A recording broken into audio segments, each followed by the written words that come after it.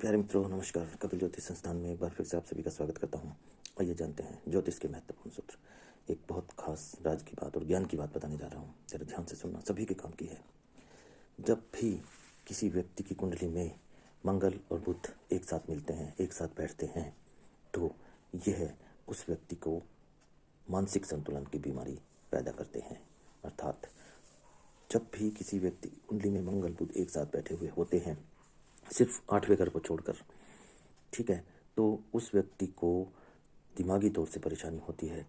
Psycho भी हो सकता है, मेंटली डिस्टर्ब भी हो सकता है, और कभी कभी तो घर का एक सदस्य, 2 सदस्य, 3 सदस्य भी दिमागी परेशानी से जूझते हैं। और इनके होने से ही उस व्यक्ति को लीवर, किडनी, शुगर, यहाँ तक कि कैंसर जैसी गंभीर बीमारी का सामना भी करना पड़ सकता है। यह एक बहुत खतरनाक योग माना जाता है।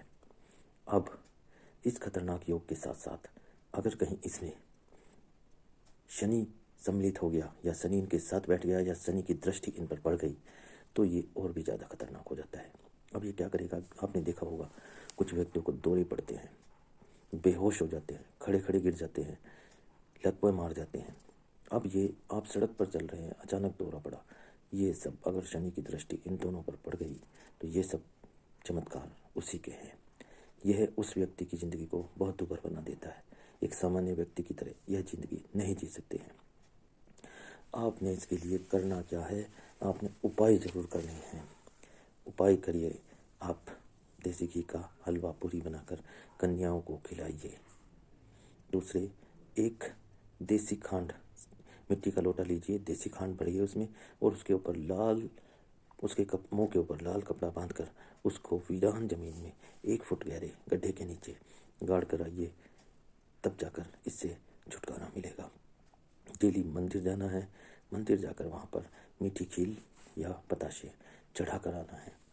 तब नहीं तो यह मंगल और बुध का कॉम्बिनेशन आदमी को मेंटली डिस्टर्ब, पागल, साइको या किसी भी प्रकार से दिमागी संतुलन की बीमारी दे सकता है।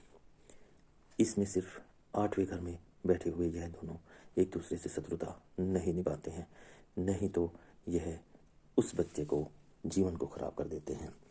और ध्यान रखना, यदि शनि की दृष्टि किसी भी प्रकार से सम्मिलित हो गई या शनि इन दोनों के साथ बैठ गया, तो यह हालात और ज़्यादा खराब हो जाते हैं। जिन व्यक्तियों को दौरे पड़ते हैं, बेहोशी आती है, सड़क पर खड़े खड़े गिर जाते हैं, सड़क पर चलते चलते गिर जाते हैं, बेहोश हो जाते हैं, यह सब इसी योग के कारण होता है। यह एक गंभीर योग है। तो मित्रों, इसका उपाय ज़रूर करें। और हर शनिवार को, यदि शनि भी साथ में है, हर शनिवार को पहले तो 27 दिन तवा, चिमटा या अंगीठी, इनमें से कोई सी भी एक वस्तु दान देनी जरूरी है 27 दिन तक। और उसके बाद हर शनिवार को तवा, चिमटा या अंगीठी में से एक वस्तु का दान देते रहना है, अगर आपने अपने आप को बचाना या ठीक करना है।